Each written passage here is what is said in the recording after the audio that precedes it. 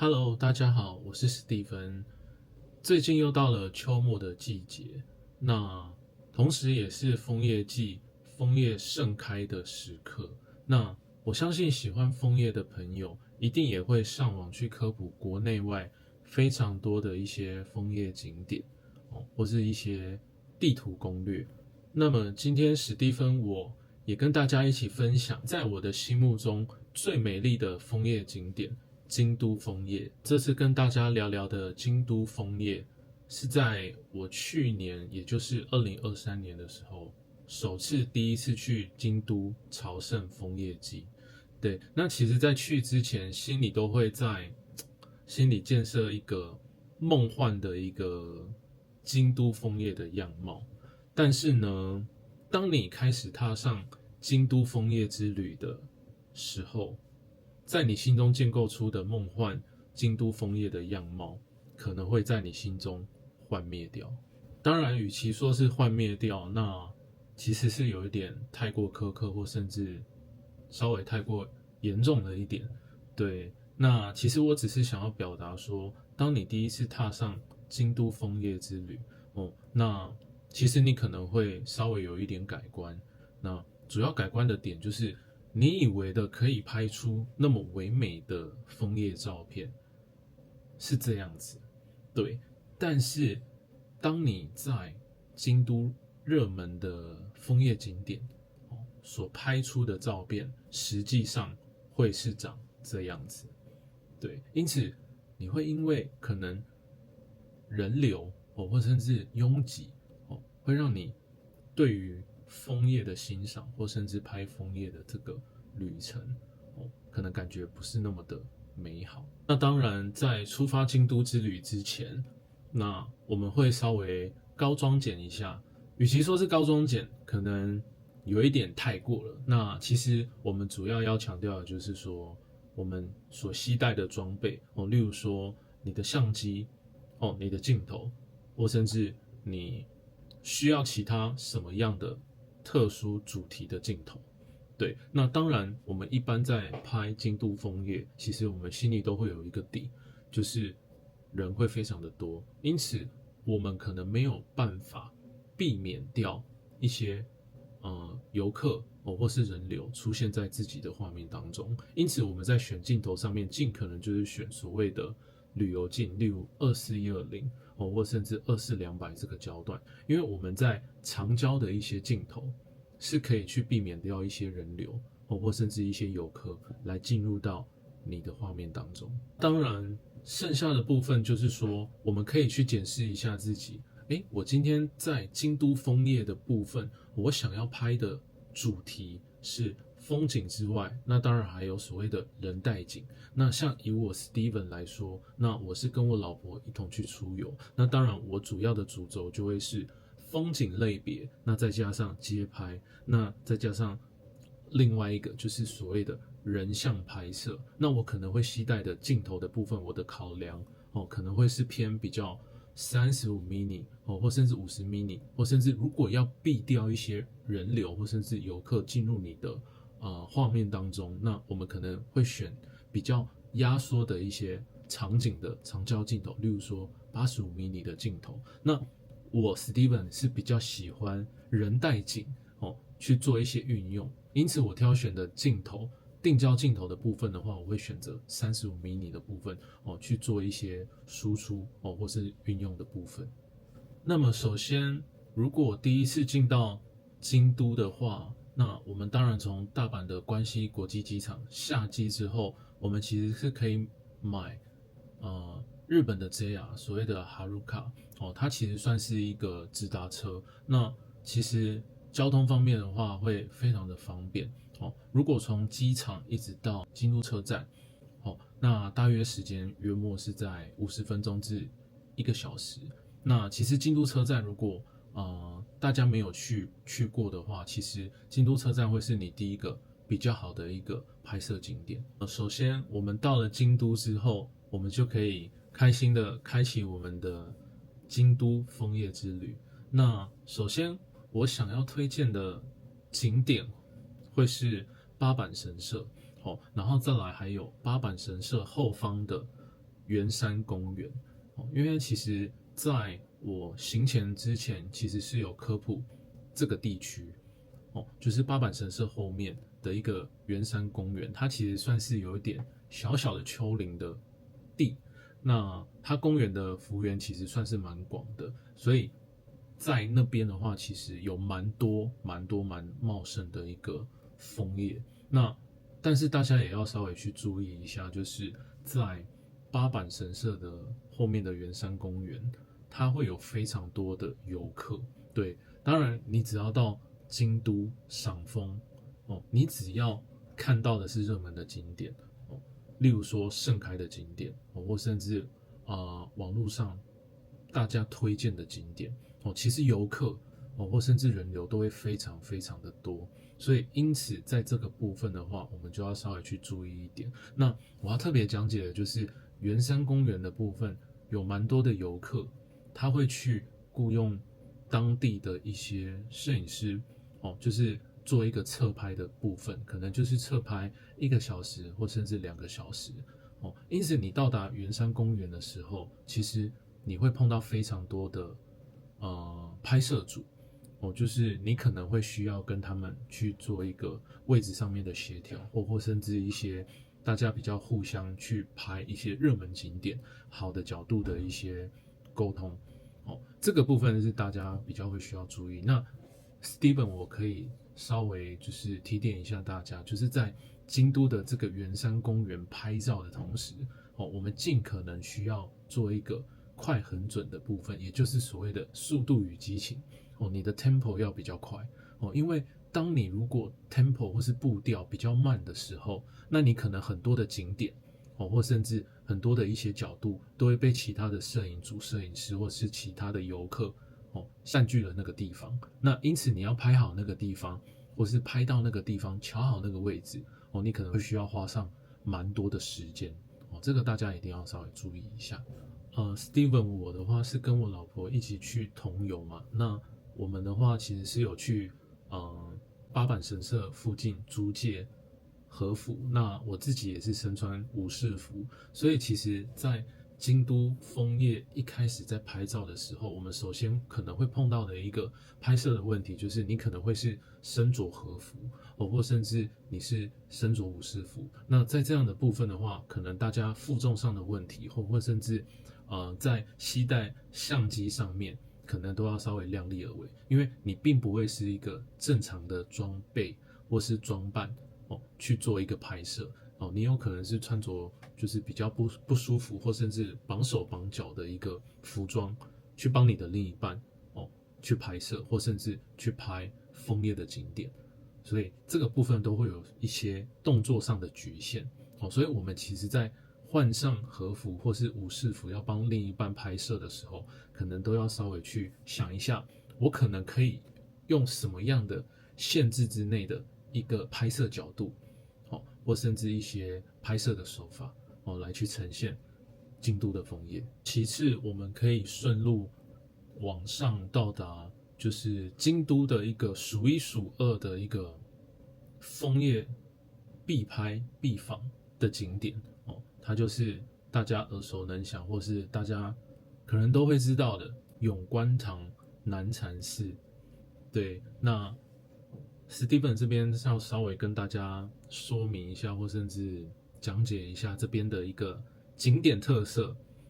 那它的景点特色就是枫叶非常的多。那第二个就是说，这边的人流会非常多，因为其实从永观堂一直到所谓的南禅寺，它其实是有分下面的区域跟一个旋转楼梯，然后跟到上去的一个比较上面的，就是上坡上面的一个区域。对，那这个区域的部分的话，主要就是要看自己怎么样去走这个动线，因为你不管怎么走，从下面拍完平地拍完爬上山坡上面它的一个寺庙那里面它其实人都非常多，所以其实我们应该要去规划一个稍微比较对自己来说比较流畅或甚至说可以稍微避掉一些人群的一个时机，那其实基本上你应该是避不掉了。那所以在这个地方我们也不会去要求自己去把它一定要拍到非常的空景，或甚至说你在拍人带景的时候，旁边一定不会有人，因为这个几率实在非常非常小，应该说是几乎不可能。因此我们在这边拍照那就 Steven 我的经验就是，我会希望先求有，再求好。那我不会去强迫自己一定要拍到什么样的一个画面，对。但是我可能10张，我有1、2张拍出满意的，那我们回去之后再做一个2次构图的部分。那其实我觉得这个景点就算是破关成功了。那我这边也会稍微补充一点，就是其实从八坂神社一直到圆山公园，它其实徒步的距离大约都是在10分钟、15分钟的范围之内。不过从八坂神社，然后圆山公园整体拍完之后，我们要从八坂神社往上走，或是右上方的方向去走到永观堂、南禅寺的这个方向，其实步行的距离大约莫会有2.6公里左右。对，那如果说你搭乘 JR 的地铁的话，那从车站出去，然后沿着上坡走，然后走到永观堂里面就是寺内，那你大约会需要花大概可能15分钟左右的路程那 Steven 我因为毕竟天气比较冷然后再加上我们是穿着和服以及武士服因此我又踩着木屐，所以在这个部分的话，我稍微评估了一下我们的整体的配重，因为我是毕竟带了 Z8，然后加上2120，然后跟35定焦在这样的负重之下，我选择直接做轿车的部分。对，就这个大家就可以稍微去斟酌一下，对，看您是要怎么样的方式去做前往这个景点的方式。拍完以上的景点之后，那其实我也有规划去拍摄大家都非常熟知的一个景点，也就是清水寺。那我相信清水寺其实也是京都枫叶非常具指标性的一个必拍或是必访的一个枫叶景点但是大家听到必拍必访这4个字的时候，一定都会想到第一个都是人，第二个全部都是游客，第三个你不用想去拍空景第4个你就算拍人带景，那一定也会有游客或甚至路人会在你的画面当中。所以因此当你在拍清水寺的部分，其实自己心里都会去稍微去建构或甚至去想一下，我可能要拍摄的主题大概是什么样的类型以人带景为主，或是稍微长焦去压缩场景的部分，凸显主体，然后避掉一些人流人潮让画面干净一点也好就是做这样的模式。那也就是说在清水寺你要拍摄枫叶景点的时候那你可能需要的就是拍照时机上的调整，那再来就是你要快很准的抓住拍摄的一些空档时刻，对，也是同样的，先求有，再求好。当然，我们到清水寺其实不外乎就是会有一个终极目标。那当然，史蒂芬我其实是在2023年其实去过了2次清水寺，第一次是在9月的时候。那其实大家都会知道，清水寺其实在平常日也好，或是假日也好，其实人潮都是非常的多。那更何况是在枫叶季的时候，那人潮都会到达非常巅峰的一个状态。那尤其是在它的一个经典的拍摄场景以及时刻，也就是傍晚太阳准备要下山晚霞加上清水寺，然后再加上非常浪漫唯美的枫叶这个是非常举世闻名或甚至大家都是梦寐以求去想要拍出来的一个画面。那这个画面我只能说就是希望大家在接近傍晚的时刻就可以移动到后方的平台去拍摄这个经典的时刻。那当然因为人流人潮的关系，那我是比较建议大家就是可以提前去卡位，对，但是在清水寺的部分的话，是我的印象当中是禁止携带脚架的部分哦，因为毕竟人太多了哦，所以在这个部分的话，大家要稍微注意一下，就是控制一下自己的安全快门，避免就是错失了当下的一个好的一个拍摄的条件哦，结果拍完的照片是模糊的哦，或甚至没有拍清楚哦。那再来就是在这个完美梦幻的一个拍摄场景，当然也要天时地利人和。那再来就是可能要考验大家的人品。那在这边的话，其实史蒂芬可以比较骄傲的跟大家说，其实史蒂芬的人品算还不错，就是有拍到就是梦寐以求的一个清水寺的经典枫叶，然后加上晚霞的一个漂亮照片。在今天的影片当中，Steven 我主要比较着重在八坂神社的介绍，以及后方的圆山公园，就是配合着和服去做一个拍摄抓拍的一个介绍。那再来就是永观堂南禅寺的部分或甚至清水寺的部分。那其实在京都枫叶的景点其实不胜枚举因为非常的多，当然有可能像哲学之道啊或甚至可能像其他的景点琉璃光院等等那其实都是非常有名的景点，但是我其实都可以稍微建议一下大家，就是可能依据自己的可能体能或甚至负重的部分或甚至行程上面的安排去做一个比较流畅的一个地图攻略，然后看用什么样的方式能够去安排出自己比较流畅而且快速有效率，然后可以拍出漂亮的一个京都枫叶之旅。那么在下集的部分的话 Steven 我也会持续的介绍我的枫叶地图攻略那我们所要说到的部分的话就是蓝山因为蓝山的部分的话，其实它有蛮多的一些漂亮的枫叶景点，或是人文，或是带景当地的风俗民情一起结合的一个枫叶景点那再来就是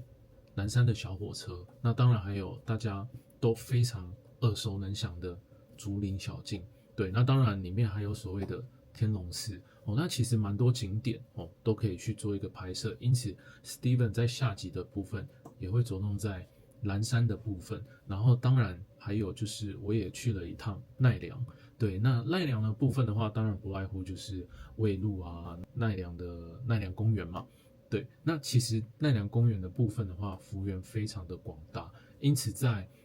我觉得攻略地图上面也是要稍微比较斟酌自己的脚力或甚至自己的体力去做一个景点上的安排以及效率的一个拍摄。对，那当然里面的话是还有一个所谓的东大寺啊，或是春日大社的部分。那我是觉得大家在规划自己的攻略景点的时候，那其实是可以去考量一下，可能在什么景点它的枫叶量会比较多那你可能是你比较想拍的一个风格。今天的影片就到这边，那如果喜欢我的影片以及影片内容的朋友，欢迎按赞、订阅并且开启小铃铛那同时也可以分享给您周遭的朋友那我是 Steven， 我们下次见，拜拜。